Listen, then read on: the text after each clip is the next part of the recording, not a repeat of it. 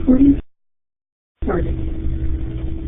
Hello and welcome to the webinar by West Los Angeles College, Embedding Technology into Instruction. As we know, the current students are more technologically savvy than students in years past. They have a lot more devices. They're a lot more connected. They tend to be a little bit more distracted because there are so many other things that are vying for their attention. As such, teaching in the way that we traditionally have taught, the teacher in the front of the classroom, and giving out knowledge to waiting and eager students, that's no longer effective. We have to look for new ways to convey information and teach critical thinking to our charges. One of the ways that we're looking at doing this is through embedding technology, using the technology that's available that the students are already familiar with and using on a day-to-day basis. How can we utilize that to effectively transmit the knowledge that we're trying to get them to construct? One of the key things that I've found over the years is that as I've given assignments to write papers, students have invariably gone to the internet, done a Google search, and provided information as though it were gospel. Now, and I asked them, well, how did you get this? How did you know that this was, in fact, viable information? And they said, well, I found it on the internet. Unfortunately, the internet doesn't vet the information that's posted out there. There are some sites that do. One of the things that we might look at is Google Scholar, which I've got the URL, http://scholar.google.com. You'll find a lot more peer-reviewed documents and articles there. Many of the students don't even understand what peer-reviewed is.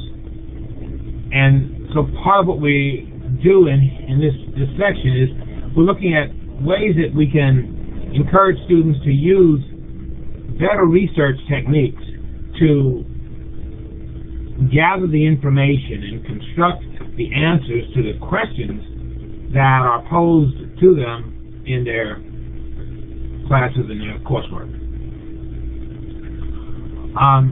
One of the programs that I found to be very, very effective is an internet research program. At this location, incidentally, I'm going to be sending this presentation to all who request it. And within the presentation are active links that would allow you to access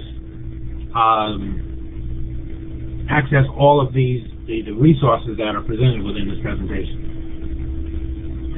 In this internet research package, what it does is it takes the student through a series of exercises. They call them investigations. The students are investigators, and it shows them ways in which they can validate or verify whether or not the information that they've obtained from this internet source is in fact true. It does this through a series of cases, such as a tropical tree octopus or an air car. They're interesting, cute, funny, but we'll find all of the things that seem to make the story true are there at first blush. However, this program takes you through the steps that you would go to actually evaluate the effectiveness or the accuracy of the things that are being said. We'd look at things such as the date of the article. In an article that was published in 1969 probably needs to be updated and probably can't be relied upon too heavily for your research. You probably want to look for something a little more current. I look at a 10-year horizon Anything beyond 10 years, I'm skeptical and I'm looking for something more current. We look at who the authors are. Well, who is this person that's writing this article? Anybody can write, but what credentials does this person have? Are they held in esteem by their peers? Are they acknowledged as an expert in the field about which they're espousing? What education, what experience do they have? How have they published? Do they have any work that's published in a recognized academic journal? And again, who published it? Nowadays, you can publish your own material. A lot of people are self-publishing. Well, it's not to denigrate self-publishing, but if something is published by a recognized Harvard Press, a recognized publisher, it's more likely that there is going to be some veracity in the material that's presented. So these are some of the things that we look at in this program as critical evidence to determine whether or not the material that's being obtained from this internet source is in fact valid material and can it be relied upon.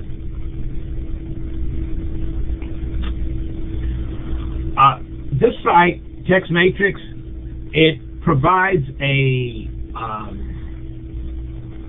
number of locations that you can put in the criteria that you're looking for, insofar as either math or reading. In other words, the grade level, the proficiency level, the objectives, and it will come up with a list of programs and software and applications that would address the requirements that you put forth. Once again, these sites will be available on the material that we send you at the conclusion of this presentation.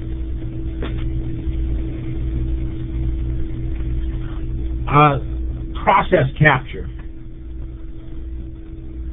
Many times when we look at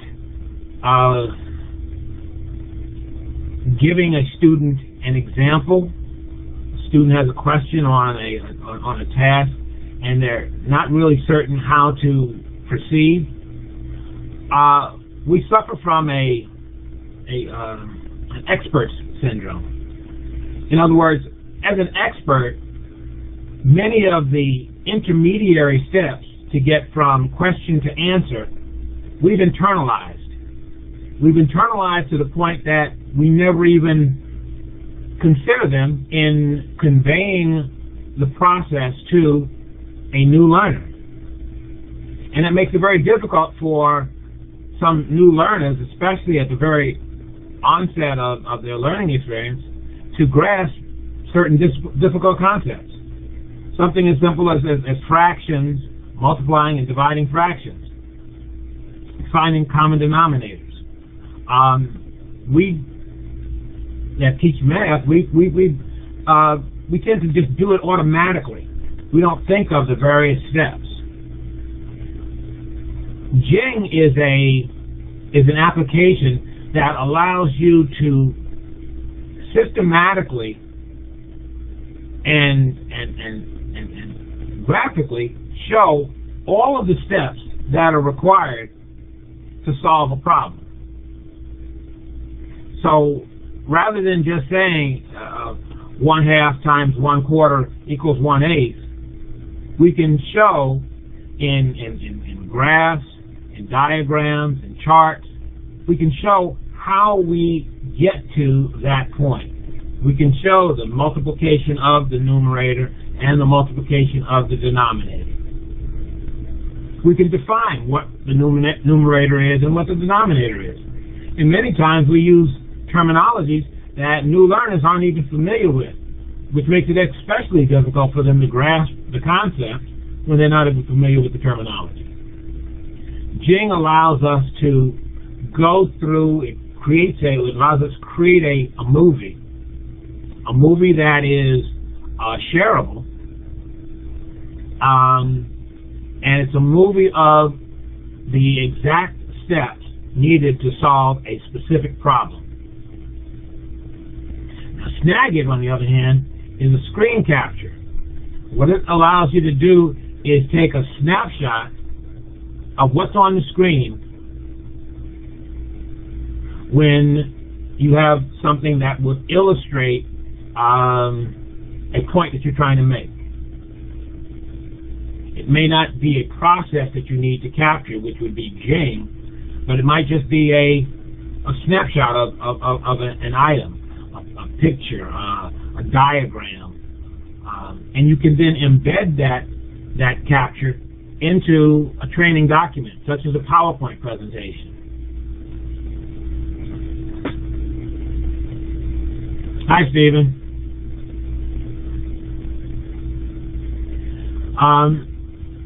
In the research-based design, instructional design, what this side allows us to do is, as educators, we need to create the online class or course that we're going to present to our students. It's not the same as creating a class in a face-to-face environment. One of the more difficult aspects of creating an online class, especially a class that is going to make use of extensive amounts of technology, is that there is not the personal interaction that you get in a face-to-face class. When we're conducting a face-to-face class, we can make micro adjustments based on the reactions that we perceive from body language, attentiveness, etc., and we make micro adjustments to our instruction. In an online class, in an online environment, we don't have that luxury. So what we have to do is we have to design a program or course in such a way that we can maintain interest by our audience, our students, without having the benefit of physical interaction and observation that we have in a face-to-face classroom. This site is ide.psu.edu.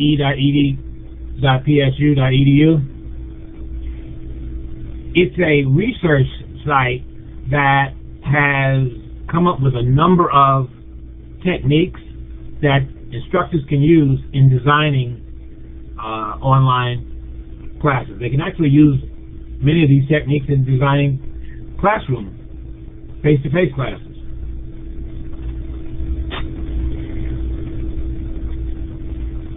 Curriculum. When we develop a curriculum, when we're developing a curriculum for a face-to-face class, we're taking advantage of our being there, physically there for the student, and being able to answer questions and interact with the students on a one-to-one or one-to-many basis. We're also taking advantage of the fact that students can interact with one another, something that we try to encourage in the online environment. But it's especially on the undergraduate level, it's a difficult process. Most students feel that they're an island. They're out there by themselves and they're on their own. These sites, Curriki, Edutopia, Hot Potatoes, allow us to develop, it provides curriculum resources on how to develop curricula that are more attuned to the modern day learner, the student who is technologically more advanced and more distracted than students in the past.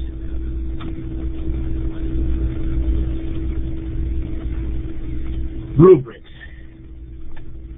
Rubrics are very important, as I'm sure you are well aware, in that it allows one to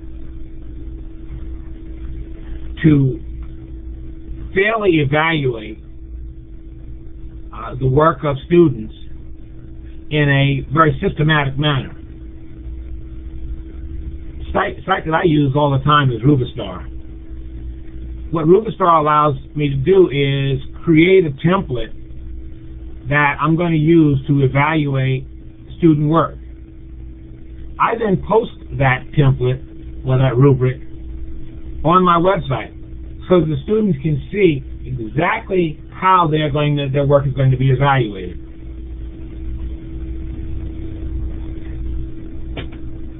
As I said, you can create a rubric, save it, manipulate it, modify it, and change it for different courses, different semesters.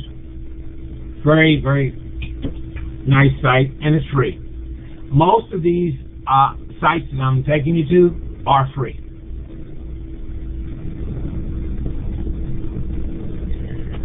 We all want to improve our practice. And one of the best ways to do that is to get feedback from our students. SurveyMonkey is a tool that allows us to create a survey that we can use to get some feedback about how our teaching, how effective our teaching was, and things that we can do to change and improve our practice from our students. While SurveyMonkey has a cost if you ask more than 10 questions, a 10-question survey, a 10 or less question survey is free. And you can keep that survey online, and you can access it and manipulate it and modify it from semester to semester. I prefer to get the paid version, which is like $14 a month. But what it allows me to do is I can ask more questions. I can publish the results of the survey. I can transmit it to other, other faculty. We can share it. We can evaluate it. We can basically collaboratively improve our practice based on the feedback that we receive from our students.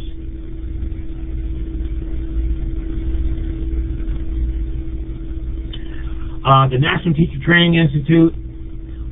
This is a service that provides training for instructors in online presentations, the design and the delivery and the evaluation of online classes. Unfortunately, this is not free. Search engine.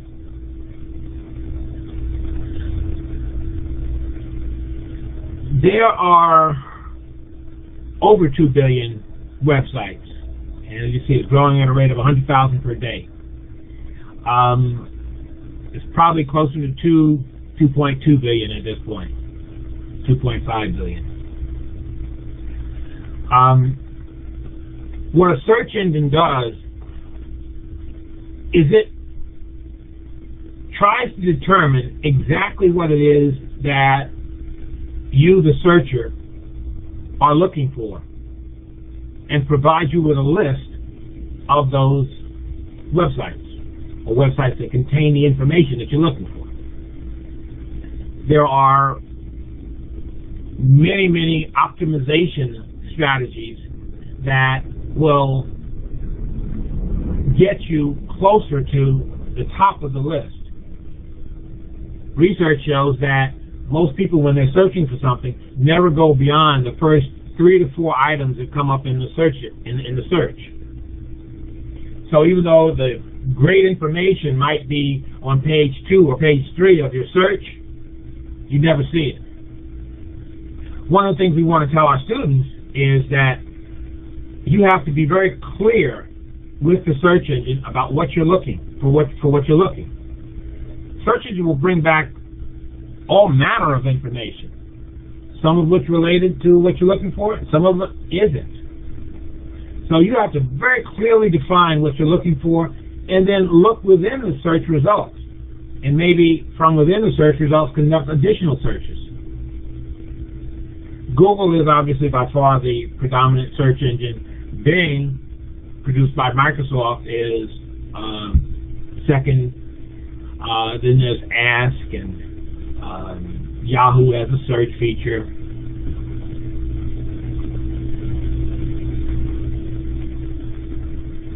Web 2.0.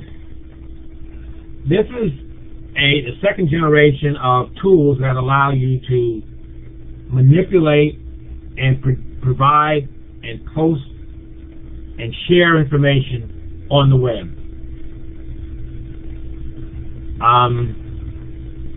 One of the things they use is blogging.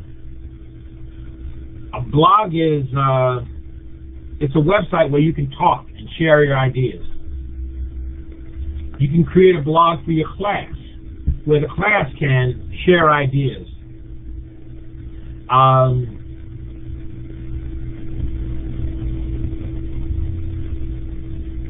These are some blogging sites that are free. Blogger.com, I happen to use that. It's really easy to set up, and it allows you to create a question and then get responses to that question. In eTubes, we have reflections that we can create under our discussion groups.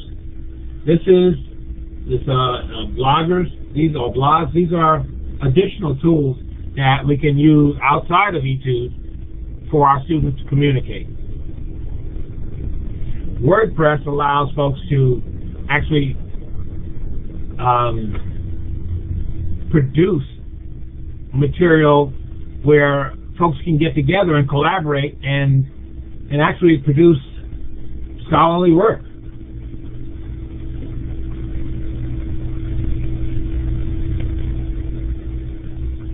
This is another. I mean, there are hundreds of blogging sites. I just chose a few. Social networking.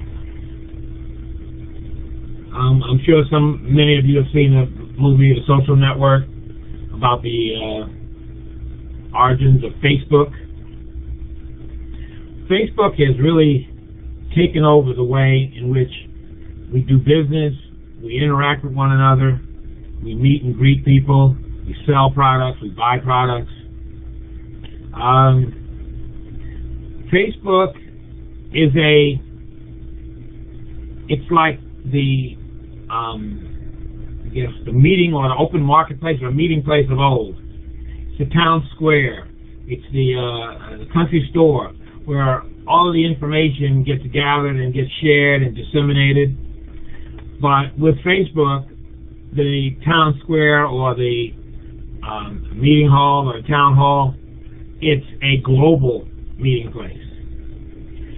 And you can create it, you can customize it to basically be whatever you want it to be, whatever information you'd like to convey. Major corporations, Coca-Cola, Pepsi, GM, Ford, they all have their own Facebook pages specifically geared to inform and engage consumers, inform them about their products, engage them into hopefully purchasing their products. Most of the learning institutions also have Facebook pages, again, to share information about themselves. You can set up a Facebook page for your class and encourage students to participate in sharing in an environment with which they are already familiar, or many of them are already familiar. They can post examples, videos of work that they're doing that's relative to the class. LinkedIn is another social networking site. This is more for professionals, and it allows folks to collaborate in doing partnering, looking for jobs. Twitter allows for very brief broadcasts of information, updates, 142 characters. You can send information out. But you can also send links to YouTube video, another website, and it's very quick. You have followers, and you could follow folks. You have various special interest groups that you could belong to or set up your own. It's free to join, as is Facebook and LinkedIn. Ning is another social networking. It's more specialized insofar as the persons that join it and belong to it.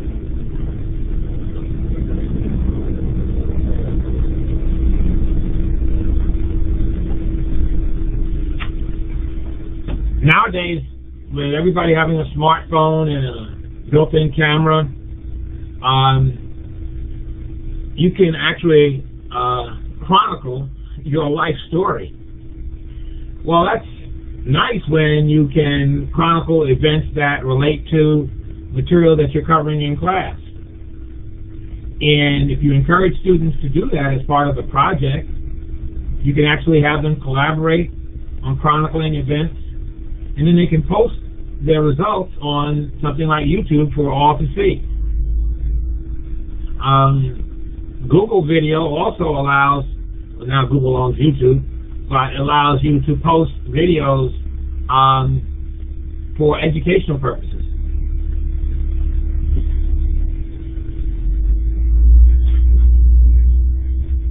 Wikis are like a new age encyclopedia.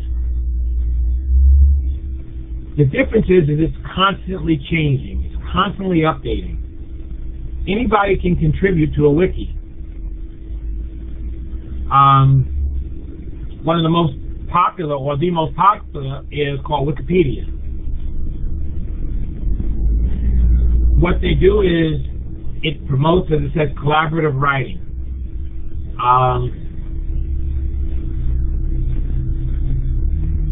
It allows, you can create a wiki for your class also. And you can have a class topic that you start out at the beginning of the class when really nobody knows the material that you're covering. And you can ask the class to participate in evaluating or answering that question. As the class progresses and as their knowledge level increases, we can see how over time the answers to the questions, as they go back and revisit every week, they make adjustments, the answers change and evolve. And evolution is reflective of the instruction, or the effectiveness, or lack thereof, of the instruction that you're providing.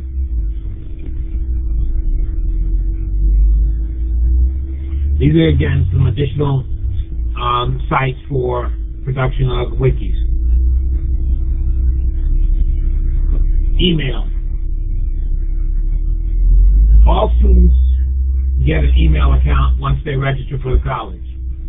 Many students are not even aware that they have it. If they're taking an online class, we know that they have to have access to a computer. They likewise need to have access to an email address. In addition to the school email address, they may want to get an email from some of these free sites, Gmail, Windows Live, or Yahoo, or Apple Me. And these are the links to sign up for the account. Once again, they're free. It's very easy to sign up. Sometimes in producing a project, it might get sort of big, especially if you include videos or graphics or photos. And traditionally, email only allows you to transmit a certain size, certain limitation in size.